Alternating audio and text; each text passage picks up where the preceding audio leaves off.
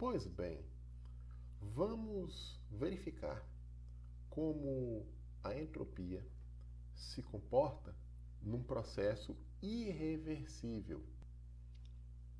Vamos colocar então um diagrama aqui para representar um determinado processo. Então nós temos aqui, olha, um diagrama PV. Vamos colocar aqui, olha, PV. Eu tenho aqui um estado inicial que eu vou chamar de 1. E eu tenho aqui, olha, um estado final que eu vou chamar de 2. Então vamos colocar aqui um processo irreversível que conecta os estados de equilíbrio 1 e 2.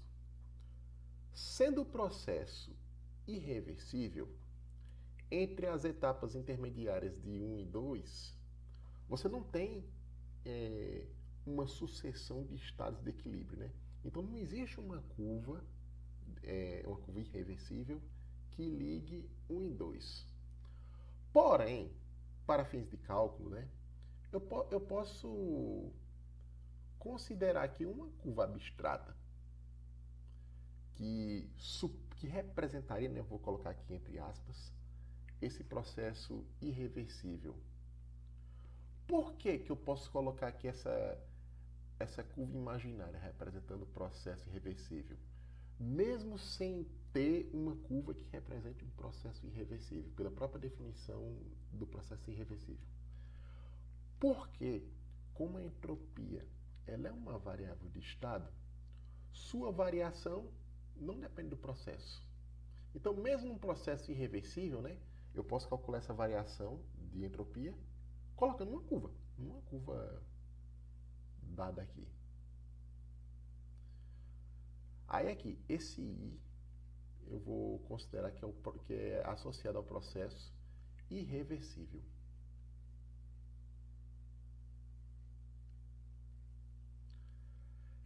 Por outro lado, eu vou desenhar também uma curva reversível, associada a um determinado processo reversível. Essa eu vou colocar cheia aqui, olha. Então aqui eu tenho uma curva R. Essa R aqui, ela vai se tratar de um processo reversível.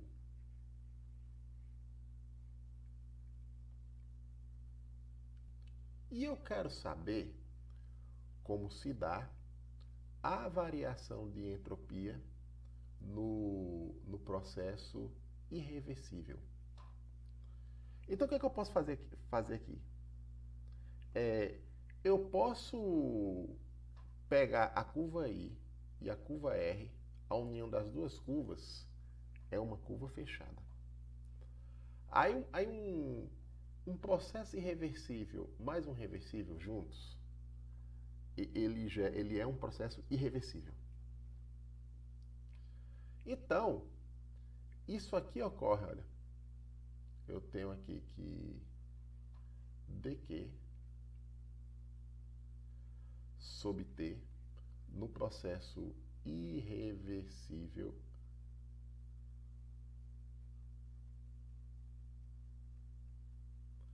esse processo reversível aqui, no caso, é a curva I união com R. Isto é menor do que zero. Como é calculado numa curva fechada, né, eu vou botar aqui a bolinha na integral. Eu não comentei, pessoal, mas eu vou usar o espaço agora para comentar, né? Essa desigualdade aqui, ela tem um nome.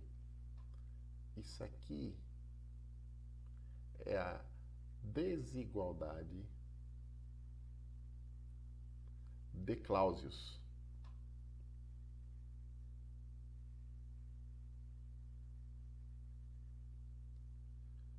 E no ciclo reversível, isso aqui torna-se uma igualdade.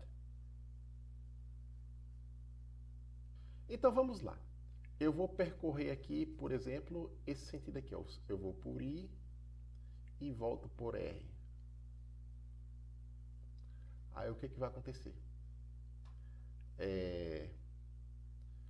Eu tenho isso aqui, olha. A integral de dq sobre t no caminho fechado, nesse caminho aqui, olha. I união R, que é essa curva fechada aqui. Isso aqui é o quê? Isso aqui é a integral de dq sobre t de 1 até 2. Isso aqui no caminho I mais a integral de 2 até 1 de dq sobre t pelo caminho R. E isto é menor do que zero. Pessoal, agora vamos ver aqui uma coisa. A variação de entropia, aqui olha, para chegar de 1 até 2, por qualquer caminho, é o que? É a entropia de 2 menos a entropia de 1, que pode ser calculada assim. No caminho reversível, é integral de dq sobre t de 1 até 2, pelo caminho reversível. Então, sendo assim, se eu faço a integral aqui de 2 até 1, eu troco o sinal. Aí aqui, olha, isto aqui é menos delta S. Porque no caminho reversível, eu posso definir a variação de entropia desta forma aqui. Então, como é que fica aqui, olha? Eu tenho aqui, vamos ver aqui, olha, a integral no caminho irreversível, no processo irreversível, né, de 1 até 2, de dq sobre t menos delta S, porque essa integral aqui é menos a variação de entropia de 1 até 2, isto é menor do que zero. E assim, olha, menos delta S é menor do que menos a integral em I de 1 até 2 de dq sobre t. Aí eu posso inverter aqui os sinais, né? Quando eu inverto sinais na desigualdade, eu inverto também o sinal da desigualdade. Aí vai ficar assim, olha. A variação de entropia é maior do que integral de dq sobre t de 1 até 2 por I.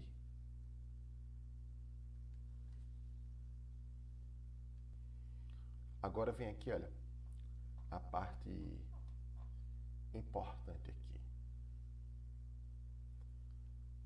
Se o sistema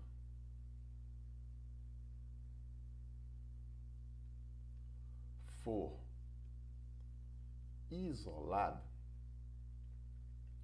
ou seja, o sistema isolado, ele não interage com suas vizinhanças. Então, dq igual a zero. Como o sistema não interage com suas vizinhanças, né, então não há troca de calor com as vizinhanças. E o que ocorre, então? Essa integral aqui se anula. E assim, nós temos que delta S é maior do que zero para processos reversíveis. Aliás, irreversíveis. Deixa eu corrigir aqui.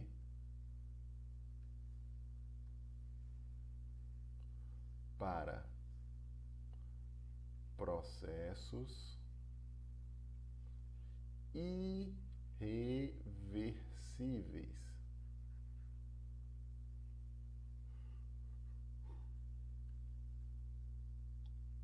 E assim, nós concluímos que a variação de entropia entre um processo que ocorre entre dois estados de equilíbrio, ela é maior ou igual a zero. Igual a zero se o processo for reversível e maior do que zero se o processo for irreversível. E assim, nós podemos colocar o enunciado da segunda lei da termodinâmica em termos da entropia. Que esse como é que se diz? Seria o enunciado universal da segunda lei da termodinâmica em termos da entropia. Vou colocar aqui. Aqui, olha. Então, temos aqui o enunciado da segunda lei na descrição da entropia, que é o seguinte: num sistema isolado, a entropia nunca decresce. Isso significa o quê? Ou que ela aumenta ou se mantém constante. E, de fato, a entropia se mantém constante se o processo for reversível num sistema isolado. E cresce se o processo for irreversível. Vamos, então, a algumas aplicações da entropia em processos irreversíveis e finalizar a aula com uma interpretação do que significa de fato a entropia. Vamos então para a primeira aplicação. Aqui, pessoal, a primeira aplicação é entropia e o enunciado de Kelvin. Se lembra quando a gente falou lá na outra aula da segunda lei da termodinâmica sobre o enunciado de Kelvin, né? Que é impossível num ciclo se converter calor integralmente em trabalho. Então aqui, olha, vamos supor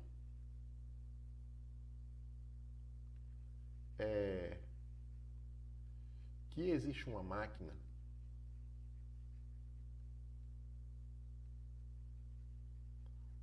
que faça o quê? Que converta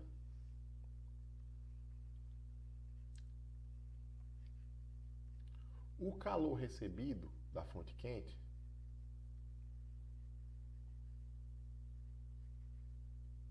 integralmente em trabalho.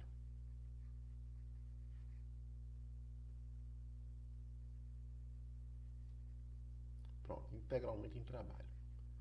Isso seria o nosso motor miraculoso. Então, pessoal, vamos considerar aqui, olha, um processo. Vejamos aqui.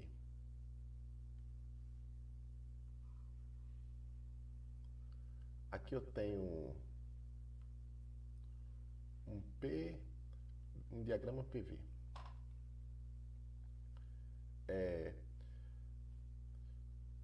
Então, como eu falei aqui, vamos supor que existe uma máquina que converta o calor recebido integralmente em trabalho. Então, isso seria um motor miraculoso que teria um rendimento de 100%. Como a gente falou lá no Teorema de Carnot, a máquina mais eficiente que existe é a máquina de Carnot. Então, vamos considerar aqui que este motor miraculoso é um motor de Carnot. Sendo assim, nós temos uma expansão isotérmica Aí aqui eu tenho uma expansão adiabática. Aí como o rendimento é 100%, a temperatura da fonte fria ela tem que ir a zero. Aí ele tem que retornar. Aqui, olha, a isoterma da fonte fria, essa é a reta constante aqui. Se for no gás ideal, por exemplo. Aí eu vou voltar por aqui.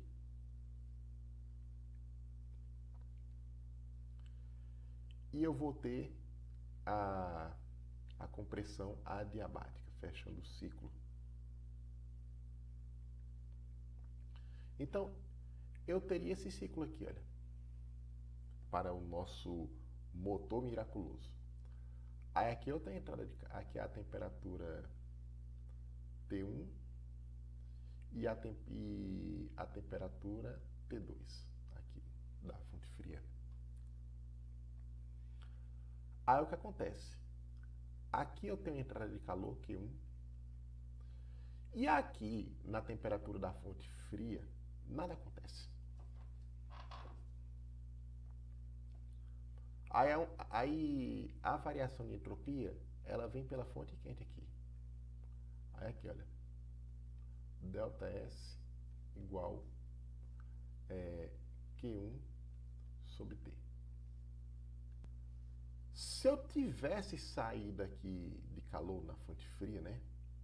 Aí eu teria isso aqui, olha, mais Q2 sobre, olha, Q1 sobre T1 aqui, aí Q2 sobre T2. Que isso aqui, olha, é zero. Porque não tem nada acontece aqui na fonte fria. Aí aqui, olha, no processo adiabático, a variação de entropia é zero. Aqui é zero também.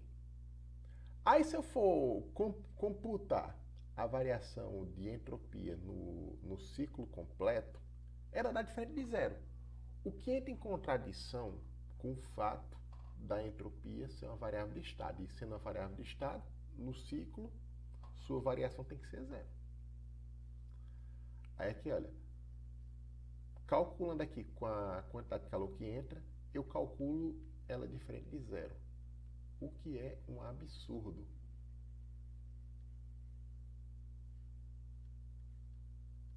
Porque, como falei, a entropia é uma variável de estado e no ciclo sua variação tem que ser zero, e não diferente de zero. Por isso que não pode ter esta máquina que converte integralmente calor em trabalho. Porque viola aqui um princípio básico aqui, um princípio aqui essencial da definição de entropia, de que ela tem que ser uma variável de estado. Ok, pessoal, vamos para outra aplicação. Vamos aqui à segunda aplicação. Variação de entropia no fluxo de calor. Então aqui é o seguinte, pessoal. Eu tenho aqui, olha, um certo sistema.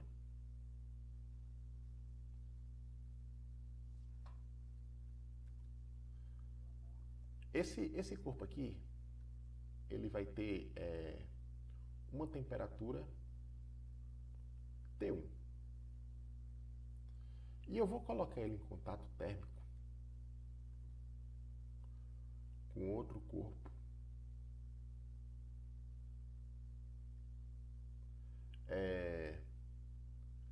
aqui, olha, a uma temperatura T2.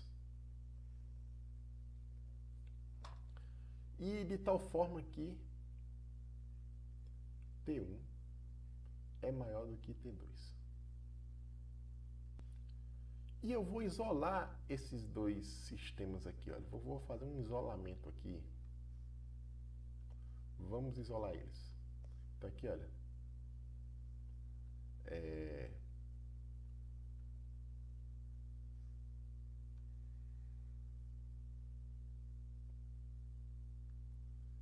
Então isso aqui vai estar isolado.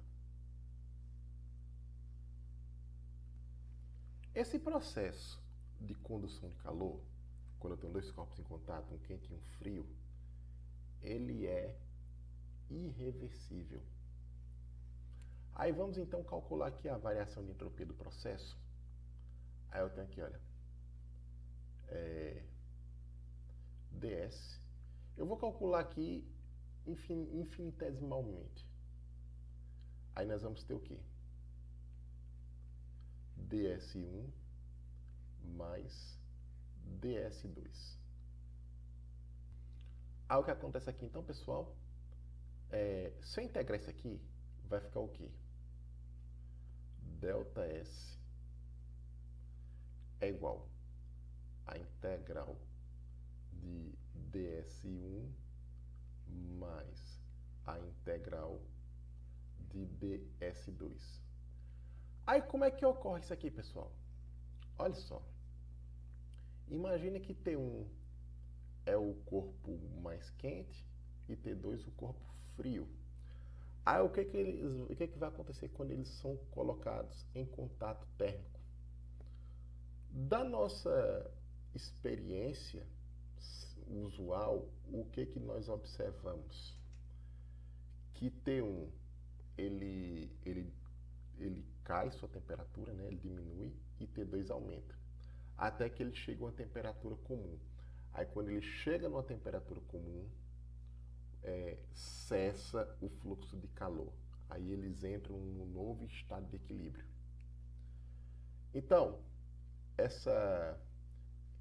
esse sistema 1 aqui, ele vai sair do estado de equilíbrio que corresponde à temperatura T1 até o estado de equilíbrio que corresponde à temperatura final de equilíbrio, que eu vou chamar de TF.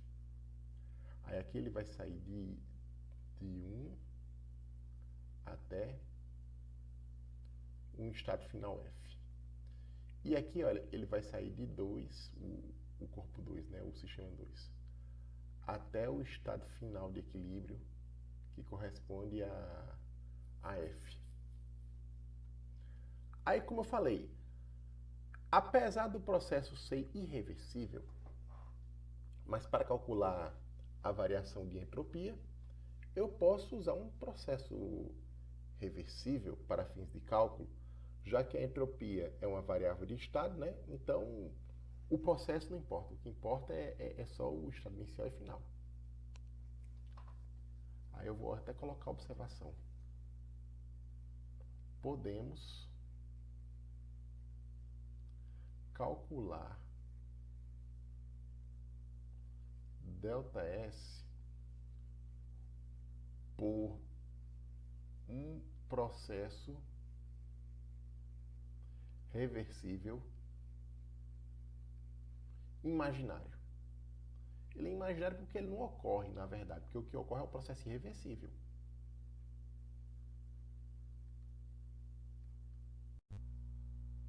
Neste caso, nós podemos fazer o seguinte: a variação de entropia nesse processo aqui vai ser igual ao seguinte. Calculando como se fosse num processo reversível, a gente tem o seguinte aqui, olha. dq1 sobre t. Isso aqui, essa integral, ela é feita da temperatura T1, aqui é do primeiro corpo, até a temperatura final de equilíbrio, que eu vou chamar de TF. Mais, aí aqui, ó, o segundo sistema, o que vai acontecer? É a mesma coisa, dq2 sobre t, isto integrado de T2, que é a temperatura inicial do corpo 2, até a temperatura final. Que a experiência de condução de calor de um corpo quente para um corpo frio mostra que o calor flui do quente para o frio, até que eles atinjam a mesma temperatura. Aí quando eles atingem a mesma temperatura, os dois sistemas entram em equilíbrio entre si. Aí no caso aqui, olha, esse TF é a temperatura final de equilíbrio aqui do conjunto. Aí quem é esse daqui aqui, olha?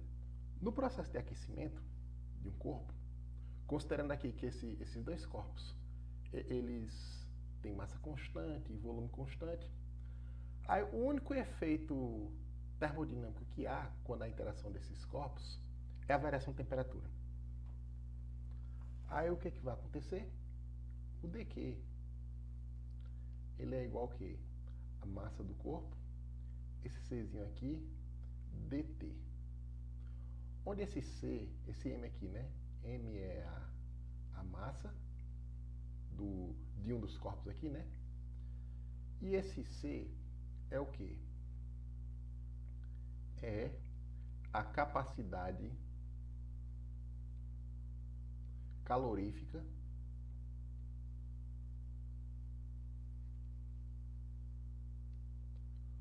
por unidade de massa.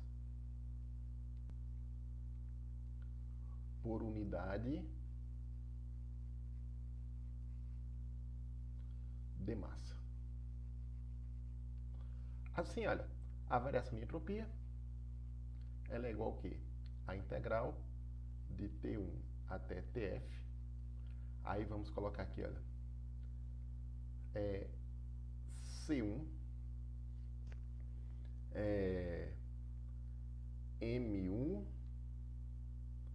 dt sobre T mais a integral de T2 até Tf C2 M2 dt sobre T. Onde C1 e M1, aqui C1 é a capacidade calorífica por unidade de massa do sistema 1 e M1 é a massa desse sistema 1 aqui. E C2, a capacidade calorífica por unidade de massa do sistema 2 e M2 a massa. Aí eu tenho que calcular essas integrais. Esse C1 e M, isso aqui são constantes. Eu vou fazer o seguinte, eu vou fazer uma simplificação para esse cálculo, para ficar mais simples esse cálculo. Eu vou considerar que esses dois sistemas aqui, né, correspondem à mesma substância. E eu vou considerar que eles têm a mesma massa.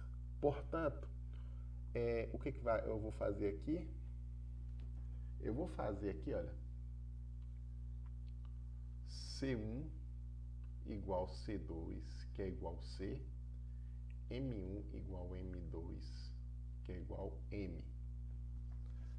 Aí, então, o ΔS fica sendo o quê? Cm.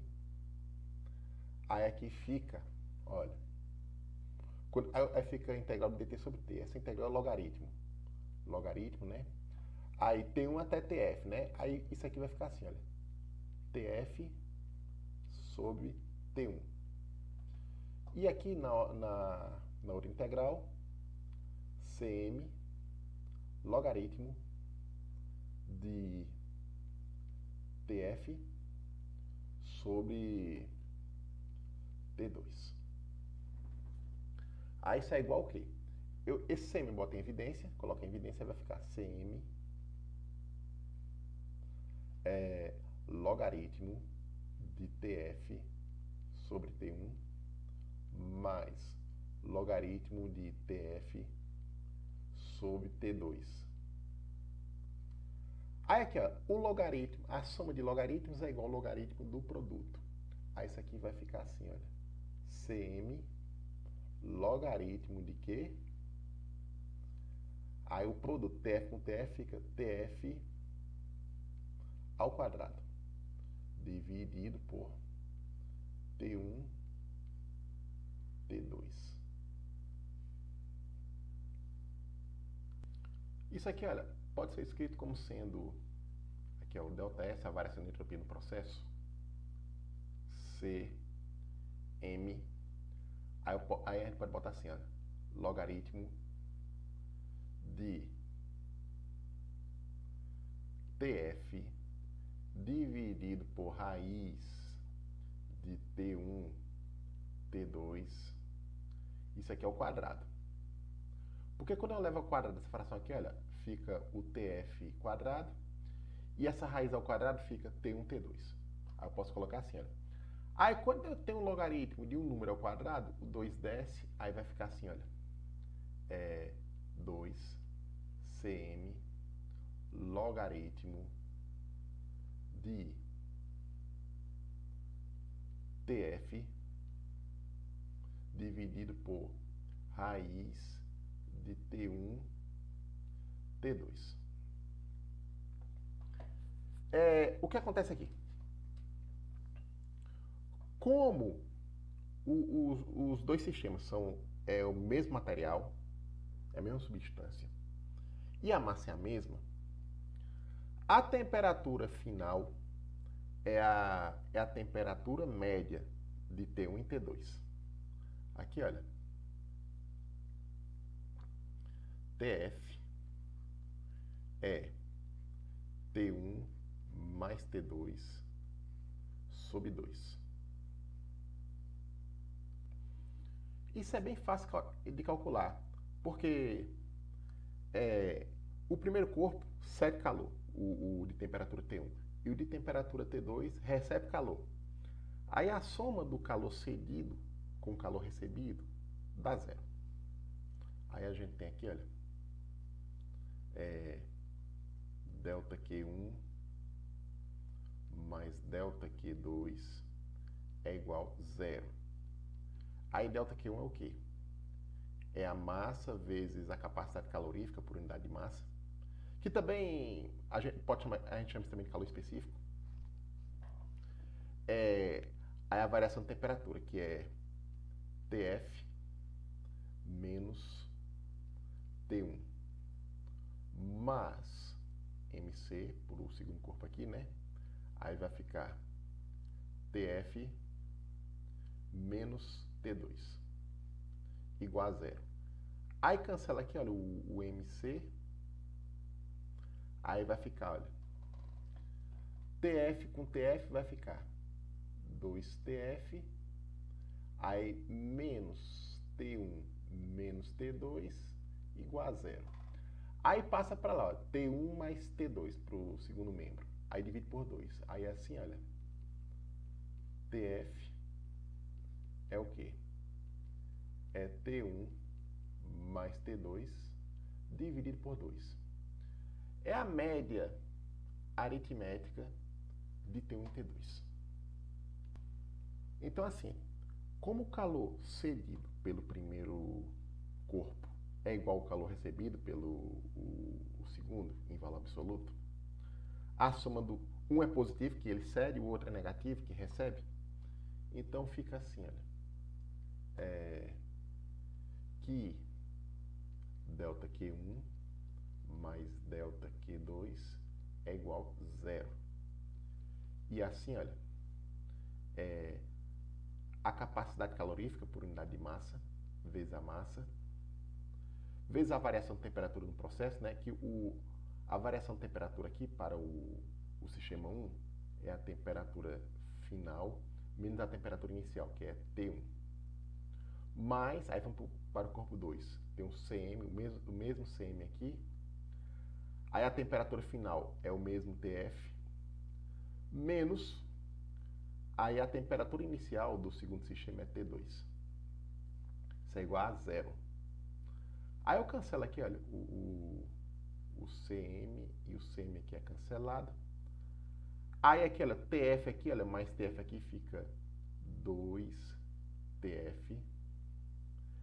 Aí aqui, olha, fica menos T1 menos T2. Menos T1 menos T2. Isso aqui é igual a zero.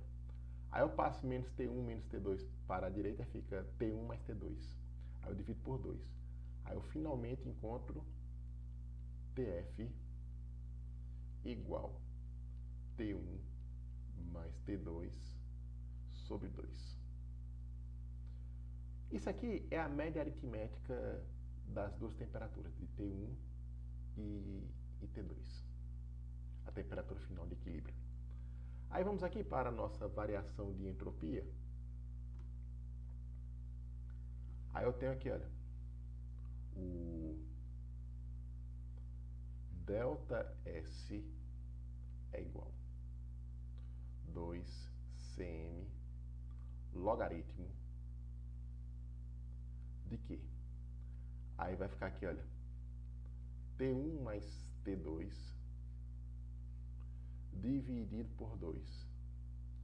Tudo isso aqui dividido por raiz de T1, T2. Se vocês se lembrarem das médias,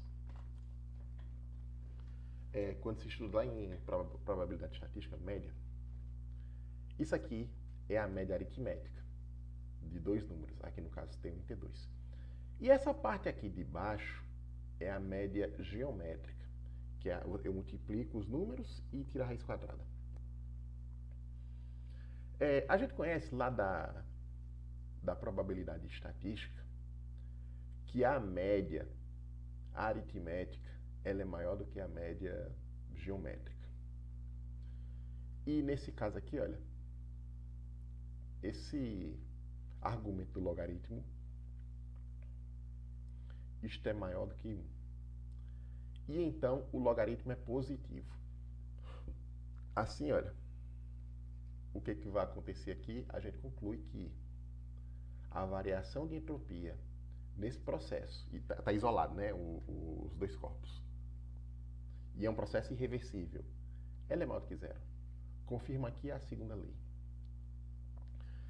E a gente aqui confirma outro fato, justifica outro fato observado pela segunda lei, que é o seguinte, que o fluxo de calor, espontaneamente, ele só se dá do quente para o frio. Por quê? Porque do quente para o frio é que a entropia aumenta.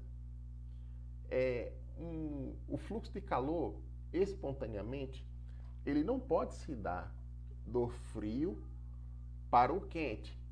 Por quê?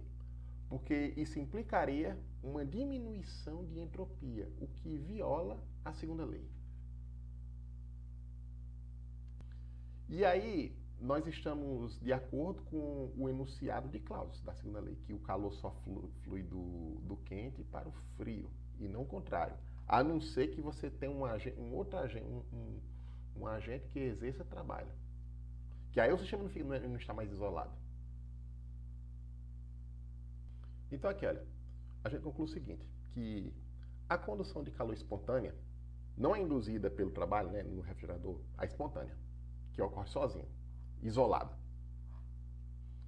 Sempre se dá do quente para o frio, pois é nesse sentido que se dá o aumento de entropia.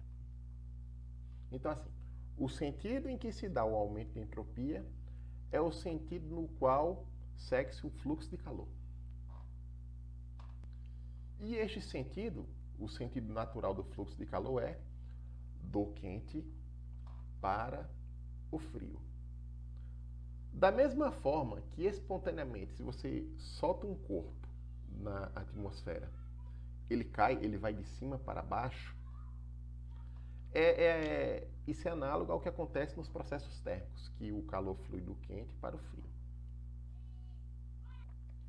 Outra aplicação, variação de entropia na expansão livre de um gás. Então, vamos considerar um gás isolado.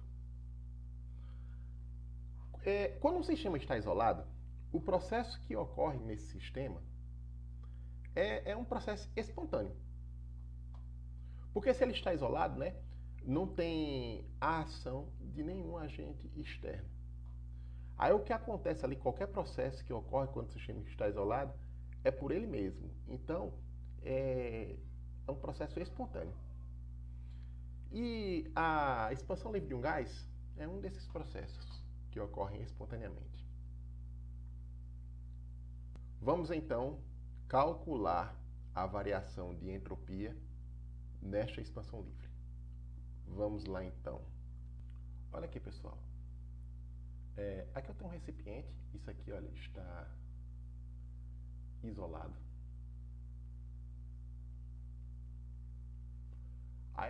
Aí temos aqui, olha, um gás confinado aqui no volume V1. Aqui é um pistão. Aí o que nós fazemos aqui? Puxamos esse pistão. Aí o que ocorre? O gás se expande no volume que aumentou aqui, olha. Aí ele passa a ocupar um volume V1 mais V2. Vamos supor que esse pistão tenha massa desprezível. Então, sendo assim, quando puxamos ele, não exercemos trabalho nenhum. E sem atrito. Então, a gente puxar o pistão aqui é como se ele estivesse isolado. Mesmo tendo um agente aqui para puxar, mas é como se não tivesse nada. Aí o que ocorre aqui? Ocorre a expansão livre do gás. Ele passou do estado de volume V1 para um estado de volume V1 mais V2, sendo que esse processo é irreversível. E ele ocorre sem variação da temperatura. É um processo isotérmico, só que irreversível. Aí a gente pode... como é que a gente calcula a variação de entropia? Então aqui, olha, vejamos.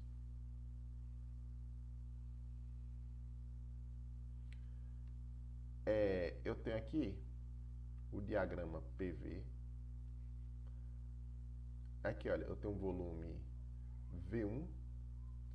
E aqui o volume final, o VF.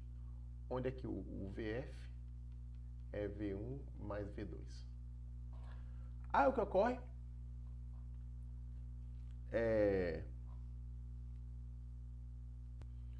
A temperatura se mantém constante, porque a expansão livre do gás é isotérmica. E a pressão decresce. Porque se eu manter a temperatura fixa do gás e o volume aumenta, a pressão do gás diminui. Aí aqui, olha, eu tenho, por exemplo, aqui, olha, eu tenho uma pressão P1 e aqui, olha, eu tenho uma pressão PF. Aí o gás em expansão livre vai desse estado para esse outro aqui. Aí como o processo é irreversível, né, eu não tenho aqui um processo definido entre um estado e outro. Aí eu vou colocar uma curva imaginária aqui, uma curva irreversível. Só que por outro lado, o que acontece? A variação de entropia entre esse estado 1 e esse estado F não depende do processo. Então, eu posso considerar, para fazer o cálculo, eu posso considerar qualquer processo que se dá entre 1 e F, que ocorra a temperatura constante. Aí o que acontece então? Eu posso calcular essa variação de entropia, por exemplo, usando o processo isotérmico reversível. Aí aqui, olha, eu posso ter isso aqui, olha, também. Então aqui, olha, eu tenho uma isoterma. Aí eu pego esse trecho aqui, olha, que vai de 1 até F. Aí a gente sabe então que a variação de entropia no processo isotérmico, que a gente já calculou nessa aula, é o número de mols do sistema, que isso aqui está fechado, né, pelo isolamento, então não sai nem entra matéria. Aí vai ficar assim, ó, NR logaritmo do volume final pelo volume inicial. Aí aqui, olha, VF dividido por V1. Aí aqui, olha, se VF é igual a 2V1, pode acontecer do volume, vamos considerar o caso em que o volume final é 2 vezes o volume inicial. Aí acontece o que aqui então? Que a variação de entropia ela é o quê? NR logaritmo de 2. E isto aqui, pessoal, é maior que zero.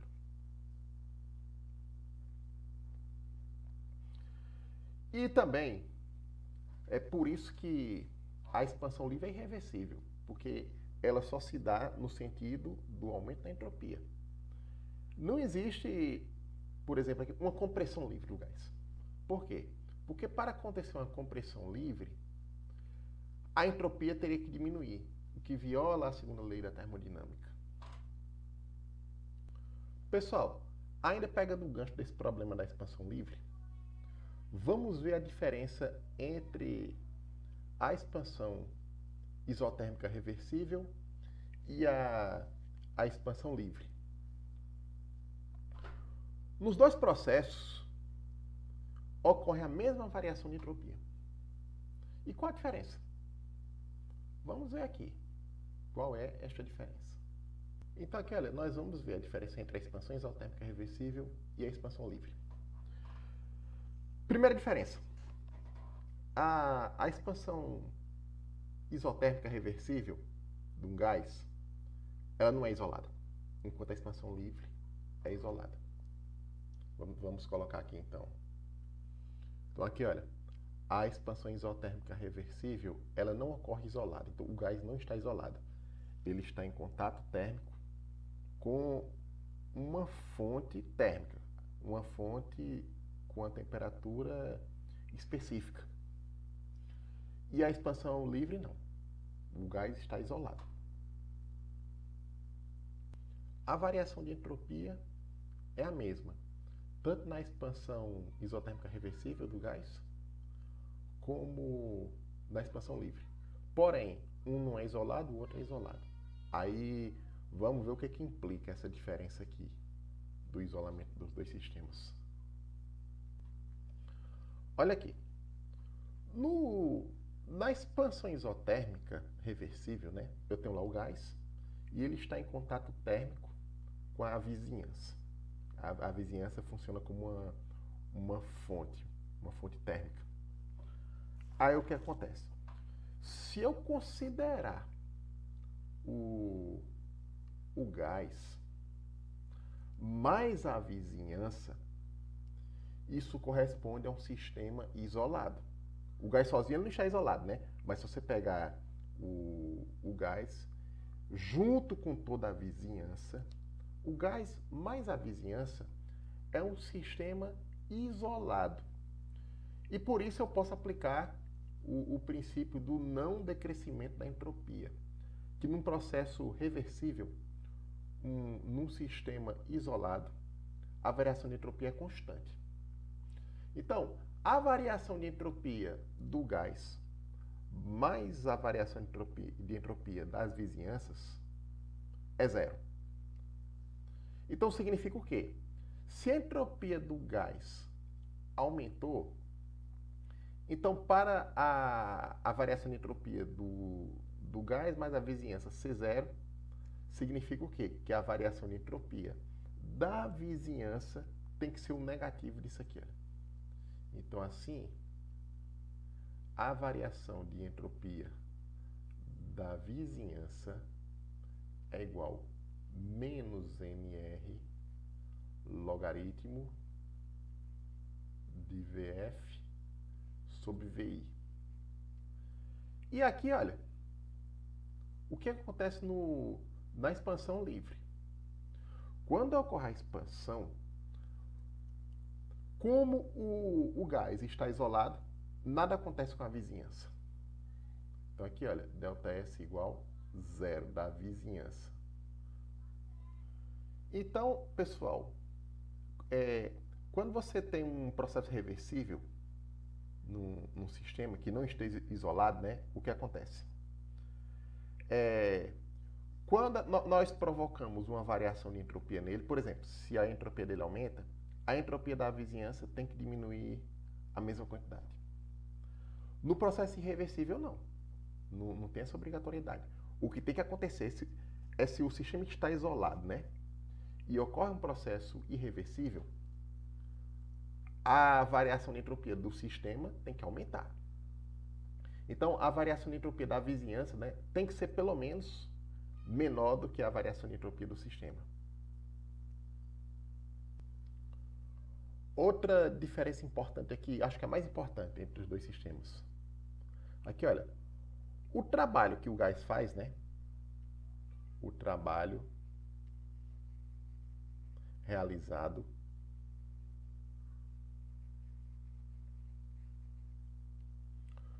pode ser reutilizado. Porque o processo aqui é reversível. E aqui, na expansão livre, né? Então, por exemplo, quando o gás se expande,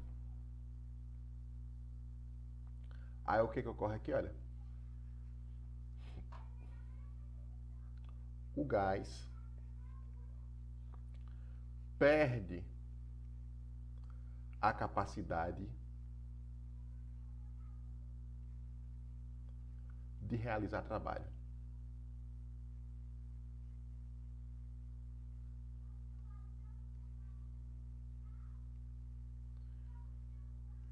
Enquanto aqui no processo reversível, né, você tem o trabalho utilizado, o trabalho que o sistema realiza, ele pode ser recuperado? Pode ser reutilizado, né? Aqui não. No processo irreversível, nós temos uma degradação da energia. Então, esse aumento da entropia aqui, ele está relacionado a uma degradação da energia.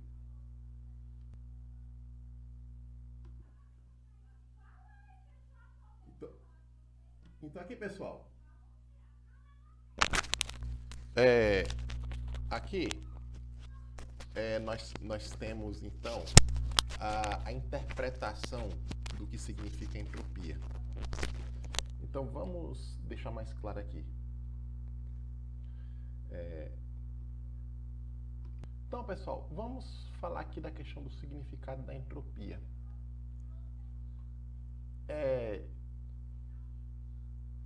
Num sistema isolado, pessoal, o que acontece?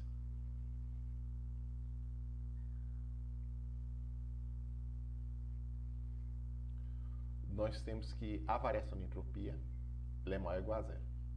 Igual se o processo for reversível e maior do que zero se o processo for irreversível.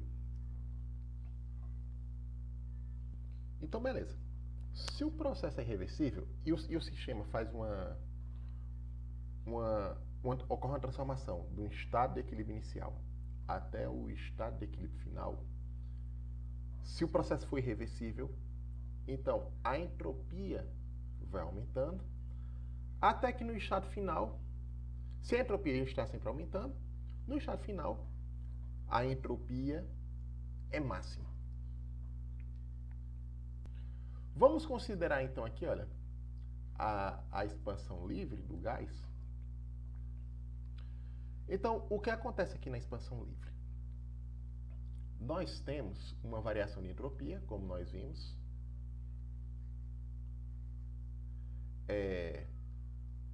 NR logaritmo de V final sobre V inicial. O que acontece com o gás quando ele sofre a expansão livre? Antes dele sofrer a expansão livre, ele está comprimido. E quanto mais o gás está comprimido, mais ele pode realizar trabalho. Então, ele pode se expandir realizando trabalho. Então, por exemplo, se eu colocar aqui um peso, aqui alguma coisa, né?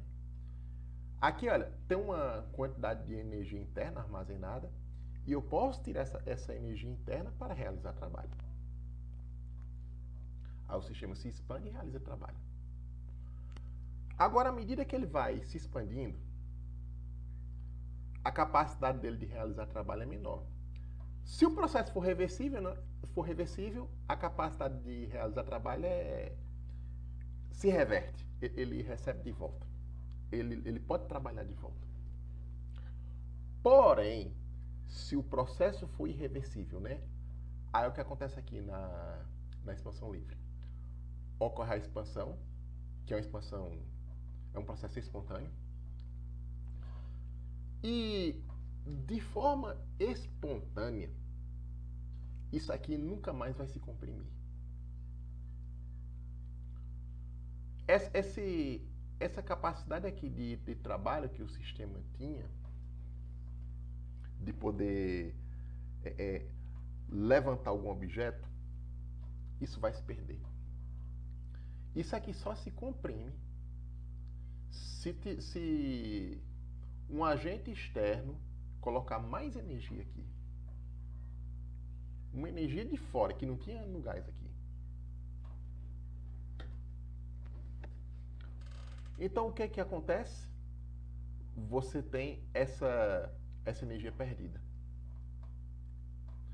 Aí aqui, olha, eu tenho aqui essa quantidade de trabalho aqui, olha.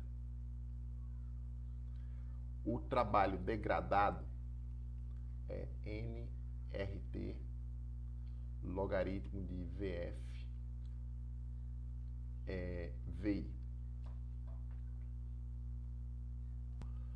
Aí quando o gás se expande de forma irreversível, né, na expansão livre, ele perde esta capacidade de realizar trabalho aqui. Este trabalho é perdido.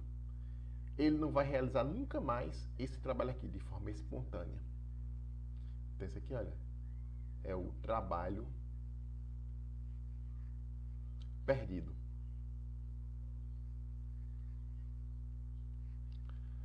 Aí de forma que a gente pode então interpretar o aumento da entropia num processo irreversível como a perda da capacidade do sistema de realizar trabalho. Então aqui, olha, num sistema isolado, o qual ocorre um processo irreversível, quando a temperatura aumenta, há um desperdício de trabalho, aqui olha, T vezes a variação de entropia. Então isso significa o quê? Que a variação de entropia num sistema isolado, que ocorre processos irreversíveis, está ligada à perda da capacidade do sistema de realizar trabalho. Então, a variação o aumento da entropia está relacionado à degradação dessa energia. Embora, pela primeira lei da termodinâmica, a energia seja conservada, mas nem toda esta energia que é conservada, ela pode ser útil. Então, uma parte desta energia que é conservada, né? Ela vai se deteriorar no processo. Embora ela não deixe de existir, a parte não utilizada, né? Mas não tem como aproveitar ela. Outro caso também, na condição de calor, eu tenho um corpo quente e o corpo frio, né? Eles estão a diferentes temperaturas. Então, quando eu tenho um contato térmico de dois corpos com diferentes temperaturas, eu tenho ali uma espécie de potencial térmico. Esse potencial térmico faz o quê? Faz com que ocorra um fluxo de calor do corpo quente para o corpo frio, no sentido, claro, do aumento da entropia. Agora, só que essa condução de calor, ela vai se dar com o aumento da entropia, né? A entropia vai aumentando, aí essa entropia vai chegar no máximo.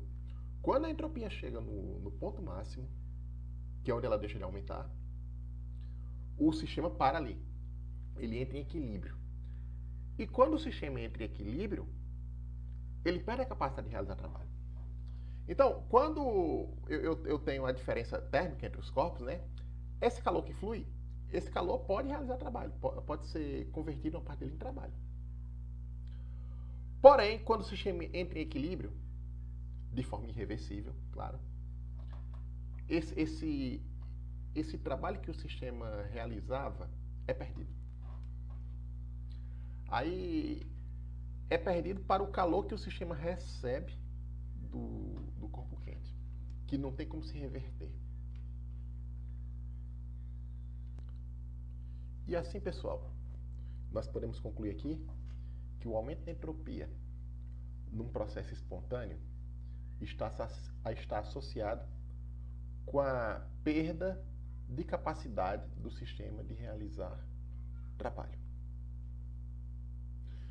E quando a entropia do sistema chega no máximo, que aí o sistema está em equilíbrio, né? Chega no equilíbrio, então aí ele não consegue realizar trabalho mais de forma espontânea.